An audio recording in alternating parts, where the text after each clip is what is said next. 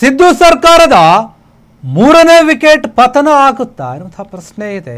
ಅಬಕಾರಿ ಇಲಾಖೆಯಲ್ಲಿ ಬ್ರಹ್ಮಾಂಡ ಭ್ರಷ್ಟಾಚಾರ ಆಗ್ತಾ ಇದೆ. ಬಿಜೆಪಿ ದೊಡ್ಡ ಮಟ್ಟದಲ್ಲಿ ಆರೋಪ ಮಾಡಿತು. ಇದೇ ವಿಚಾರವಾಗಿ ತಿಮ್ಮಾಪುರ ಅವರಿಗೆ ಸಂಕಷ್ಟ ಕೂಡ ಎದುರಾಗಿದೆ. ಈಗ ಮೂರನೇ ವಿಕೆಟ್ ಔಟ್ ಆಗುತ್ತಾ? ಏನ್ ಮಾಡ್ತಾರೆ ಸಿಎಂ ಸಿದ್ದರಾಮಯ್ಯ ಅವರು? ಅವರ ಸಚಿವ ಸಂಪುಟದಿಂದ ಆರ್.ಬಿ. ತಿಮ್ಮಾಪುರ ಅವರನ್ನು ತೆಗೆದು ಹಾಕ್ತಾರ? ಈ ಹಿಂದೆ ಬಿ ನಾಗೇಂದ್ರ ಅವರು ವಾಲ್ಮೀಕಿ ನಿಗಮ ಹಗರಣದಲ್ಲಿ ಅವರ ಹೆಸರು ಕೇಳಿ ಬಂದಿತ್ತಲ್ಲ, ಅವ್ರನ್ನ ತೆಗೆದು ಹಾಕಿದ್ರು.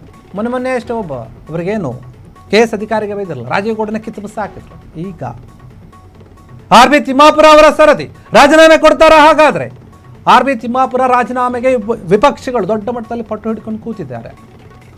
ವಿಪಕ್ಷಗಳಿಗೆ ದೊಡ್ಡ ಅಸ್ತ್ರವಾಗ್ತಾ ಇದೆ. ಅಬಕಾರಿ ಇಲಾಖೆಯಲ್ಲಿ ನಡೆದಿದೆ ಎನ್ನಲಾಗ್ತಾ ಇರುವಂತಹ ಭ್ರಷ್ಟಾಚಾರದ ಆರೋಪ. ಅಬಕಾರಿ ಇಲಾಖೆಯಲ್ಲಿ 2,500 ಕೋಟಿ ರೂಪಾಯಿಯ ಅಕ್ರಮ ಆಗಿದೆ. ಸರ್ಕಾರ ಕೆಲವು ಇಲಾಖೆಗಳಿಗೆ ಟಾರ್ಗೆಟ್ ಕೊಟ್ಟಿದ್ದಾರೆ. ಅಬಕಾರಿ ಇಲಾಖೆಯಲ್ಲಿ ಪರವಾನಗಿಯನ್ನು ಪಡೆಯೋಕೆ ಹರಾಜಾಗ್ತಾ ಇದ್ದಾರೆ. ಅಬಕಾರಿ ಉಪ ಆಯುಕ್ತ ಆಗಿರುವಂತಹ ಜಗದೀಶ್ ನಾಯಕ್ 25 ಲಕ್ಷ ರೂಪಾಯಿ ಲಂಚವನ್ನು ಪಡಿಬೇಕಾದ್ರೆ ರೆಡ್ ಹ್ಯಾಂಡ್ ಆಗಿ ಸಿಗಬಿದ್ದಿದ್ರು ಲೋಕಾಯುಕ್ತ ಅಧಿಕಾರಿಗಳಿಗೆ. ಹೀಗಾಗಿ ಈ ಒಂದು ವಿಚಾರವಾಗಿ ದೊಡ್ಡ ಮಟ್ಟದಲ್ಲಿ ವಿರೋಧ ವ್ಯಕ್ತವಾಯಿತು.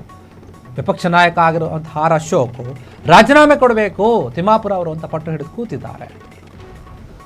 ಕಾಂಗ್ರೆಸ್ ಪಕ್ಷದ ಮೂರನೇ ವ್ಯಕ್ತಿ ಹೊರಗೆ ಬರ್ತಾರ?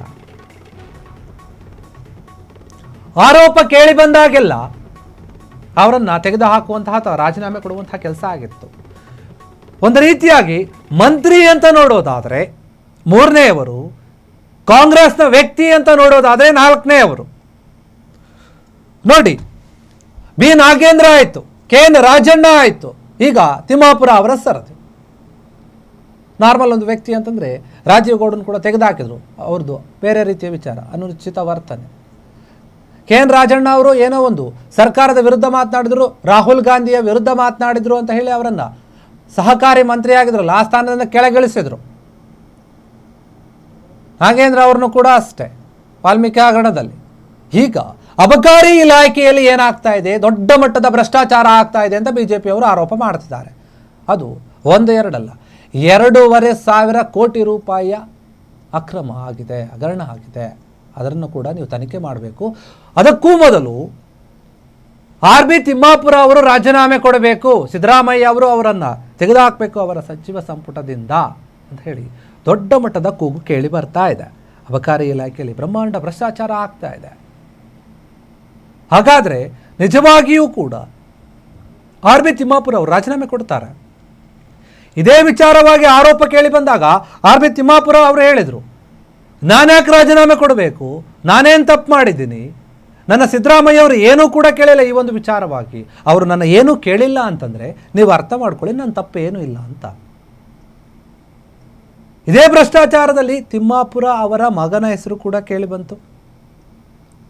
ಆ ವಿಚಾರ ಬಂದಾಗ ಕೂಡ ಹೇಳ್ತಾರೆ, ನನ್ನ ಮಗನ ಹೆಸರು ಯಾಕೆ ಬರುತ್ತೆ, ಅವ್ರಿಗೂ ಇದಕ್ಕೆ ಏನು ಸಂಬಂಧ ಅಂತ ಪ್ರಶ್ನೆ ಮಾಡ್ತಾರೆ. ಹಾಗಂತ ಹೇಳೋ ಮೂಲಕ ನನಗೂ ಸಂಬಂಧ ಇಲ್ಲ, ನನ್ನ ಮಗನಿಗೂ ಕೂಡ ಸಂಬಂಧ ಇಲ್ಲ ಅಂತ ಒಂದು ರೀತಿಯಾಗಿ ಕ್ಲಾರಿಟಿ ಕೊಟ್ಟರು. ಆದರೆ ಬಿಜೆಪಿಯವರು ಬಿಡೋ ಥರ ಕಾಣ್ತಾ ಇಲ್ಲ, ನಿಜವಾಗಿಯೂ ಕೂಡ ಭ್ರಷ್ಟಾಚಾರ ಆಗಿದೆ. ಅದಕ್ಕೆ ಉದಾಹರಣೆ ಜಗದೀಶ್ ಏನಿದ್ದಾರೆ ಅಧಿಕಾರಿ, ಅಬಕಾರಿ ಇಲಾಖೆ ಅಧಿಕಾರಿ, 25 ಲಕ್ಷ ರೂಪಾಯಿಯನ್ನು ಲಂಚವಾಗಿ ಸ್ವೀಕರಿಸುವಾಗ ರೆಡ್ ಹ್ಯಾಂಡ್ ಆಗಿ ಲೋಕಾಯುಕ್ತ ಅಧಿಕಾರಿಗಳ ಬಲೆಗೆ ಬೀಳುತ್ತಾರೆ. ಅವಾಗಿಂದ ಈ ವಿಚಾರ ಕೇಳಿ ಬರ್ತಾ ಇದೆ. ಅಬಕಾರಿ ಇಲಾಖೆ ಅಂತಂದ್ರೆ ಅವ್ರು ಹೇಳ್ತಾರೆ ಭ್ರಷ್ಟಾಚಾರ ನಡೆದಿಲ್ಲ ಹಾಗೆ ಹೇಗೆ ಅಂತಂದ್ರೆ ಇದು ಎಲ್ಲರಿಗೂ ಕೂಡ ಗೊತ್ತಿರುವಂತಹ ವಿಚಾರ. ಯಾರಾದರೂ ಒಬ್ರು ಬಂದು ಮುಂದೆ ಹೇಳ್ತಾರ ಅಬಕಾರಿ ಇಲಾಖೆಯಲ್ಲಿ ಭ್ರಷ್ಟಾಚಾರವೇ ನಡೀತಾ ಇಲ್ಲ ಅಂತ ಹೇಳಿ? ಭ್ರಷ್ಟಾಚಾರಕ್ಕೆ ಒಂದು ರೀತಿಯ ಲೀಡರ್ ಆಗ್ಬಿಡುತ್ತೆ ಈ ಇಲಾಖೆ. ಆ ರೀತಿಯಾಗಿ ನಡೆಯುತ್ತೆ, ಅದರಲ್ಲಿ ಯಾರು ಕೂಡ ಹೇಳೋಕ್ಕಾಗಲ್ಲ. ಇದನ್ನು ನಾವು ಬಹಿರಂಗವಾಗಿ ಹೇಳ್ಬೋದು, ಏನು ತೊಂದರೆ ಕೂಡ ಇಲ್ಲ, ಏನು ಹಿಂಗೆ ಹೇಳ್ತಾ ಇದ್ದಾರೆ ಅಂತ ಅಂದ್ಕೊಳ್ಬೋದು. ಆದರೆ ಅಬಕಾರಿ ಇಲಾಖೆ ಅಂದ್ರೇ ಭ್ರಷ್ಟಾಚಾರದ ಒಂದು ಕೂಪ ಅನ್ನೋದು ಎಲ್ರಿಗೂ ಗೊತ್ತಿರುವಂಥ ವಿಚಾರ. ಕೆಲವರು ಅದನ್ನು ಹೇಳ್ತಾರೆ, ಕೆಲವರು ಹೇಳೋಕ್ಕೆ ಭಯಪಡ್ತಾರೆ, ಕೆಲವರು ಧೈರ್ಯವಾಗಿ ಹೇಳ್ತಾರೆ. ನಾನು ಅದೇ ವಿಚಾರ ಹೇಳ್ತಾ ಇದ್ದೆ. ನೋಡಿ, ಅಬಕಾರಿ ಇಲಾಖೆಯಲ್ಲಿ ಇದೆ, ಇಲ್ಲ ಅಂತ ಅಲ್ಲ. ಆದರೆ ಆರ್.ಬಿ. ತಿಮ್ಮಾಪುರ ಅವರ ಕೈವಾಡ ಇದೆಯೋ ಇಲ್ವೋ ಅನ್ನೋದನ್ನು ನೋಡಬೇಕು. ಆಡಿಯೋ ಕೂಡ ವೈರಲ್ ಆಯಿತು, ಅದನ್ನು ಕೂಡ ಅವರು ಹೇಳಿದರು, ಆಡಿಯೋ ನಂದಲ್ಲ, ನಾನು ಮಾತಾಡಿಲ್ಲ, ಯಾರೋ ಏನೋ ಮಾಡಿದ್ದಾರೆ ಅಂತ ಅದನ್ನು ಕೂಡ ಹೇಳಿದರು. ಹೀಗಾಗಿ ಇದ್ರ ಬಗ್ಗೆ ತನಿಖೆ ಆಗಬೇಕಾಗುತ್ತೆ. ಅದಕ್ಕೂ ಮೊದಲು ಇವರು ರಾಜೀನಾಮೆ ಕೊಡುತ್ತಾರಾ ಇಲ್ಲ ಅನ್ನುವಂಥ ಪ್ರಶ್ನೆ ಇದೆ. ಅಬಕಾರಿ ಇಲಾಖೆಯಲ್ಲಿ ನಡೀತಾ ಇದೆ ಎನ್ನುವಂತಹ ಭ್ರಷ್ಟಾಚಾರದ ವಿಚಾರವಾಗಿ ಬಿಜೆಪಿಯ ನಾಯಕರು ಮಾತನಾಡ್ತಾ ಇದ್ದಾರೆ. ವಿಪಕ್ಷ ನಾಯಕ ಆಗಿರುವಂತಹ ಆರ್ ಅಶೋಕ್ ಅವರು ಕೂಡ ದೊಡ್ಡ ಮಟ್ಟದ ಒತ್ತಾಯವನ್ನು ಮಾಡ್ತಾ ಇದ್ದಾರೆ. ಆರ್ ಬಿ ತಿಮ್ಮಾಪುರ ಅವರು ರಾಜೀನಾಮೆಯನ್ನು ಕೊಡಲೇಬೇಕು. ಈ ಸರ್ಕಾರದ ಆಡಳಿತದಲ್ಲಿ ಬರೀ ಈ ರೀತಿಯಾದ ಕೆಲಸಗಳಾಗ್ತಾ ಇದೆ, ಸರಿಯಾದ ರೀತಿಯಲ್ಲಿ ನಡೆದುಕೊಳ್ತಾ ಇಲ್ಲ, ಬರೀ ಭ್ರಷ್ಟಾಚಾರದಿಂದ ತುಂಬ ಹೋಗ್ಬಿಟ್ಟಿದೆ. 2,500 ಕೋಟಿ ರೂಪಾಯಿ ಭ್ರಷ್ಟಾಚಾರ ಆಗಿದೆ, ಅವ್ರನ್ನ ತೆಗೆದುಹಾಕಿ ಅಥವಾ ರಾಜೀನಾಮೆ ಕೊಡಿ ಅಂತ ಬಿಜೆಪಿ ಕೇಳ್ತಾ ಇರುವಂಥದ್ದು. ಕ್ಷಣ ಕ್ಷಣದ ಸುದ್ದಿಗಳಿಗಾಗಿ ಫ್ರೀಡಂ ಟಿವಿ ಸಬ್ಸ್ಕ್ರೈಬ್ ಮಾಡಿ, ಲೈಕ್ ಮಾಡಿ ಹಾಗೂ ಫಾಲೋ ಮಾಡಿ. ಹೊಸ ಸುದ್ದಿಗಳ ನೋಟಿಫಿಕೇಶನ್ಗಾಗಿ ಬೆಲ್ ಐಕಾನ್ ಮೇಲೆ ಕ್ಲಿಕ್ ಮಾಡಿ.